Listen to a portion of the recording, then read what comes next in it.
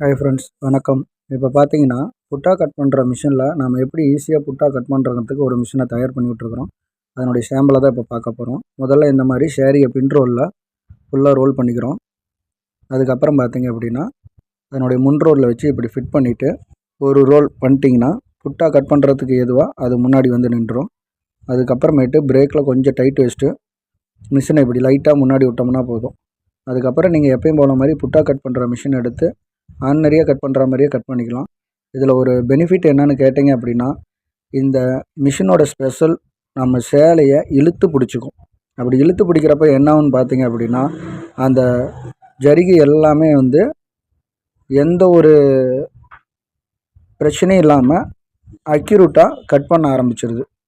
So அதனால் சேரீயில் வந்து டேமேஜோ இல்லை வேறு எதுவும் ப்ராப்ளமோ ஆகாத அளவுக்கு இந்த டைட் வந்து பார்த்துக்குது. இதை பாருங்கள் எவ்வளோ ஈஸியாக கட் பண்ண முடியுதுன்னு.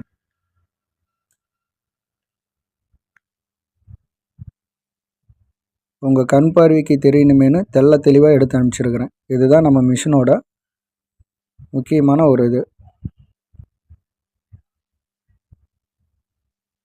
பாருங்கள், தெளிவாக இருக்குது பாருங்கள் அந்த பிசுறு எப்படி கட் ஆகுதுன்னு.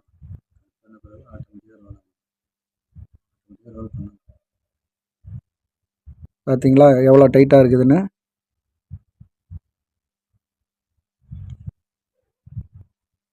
இப்போ அவ்வளோதான்.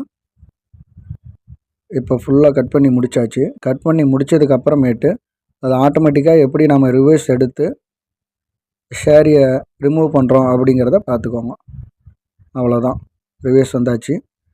அதுக்கப்புறமேட்டு சேலையை அந்த ரோலில் இருந்து ரிலீஸ் பண்ணி விட்றோம். அவ்வளோதான், ரொம்ப ஈஸியான முறையில் புட்டா கட்டிங் முடிஞ்சுதுங்க.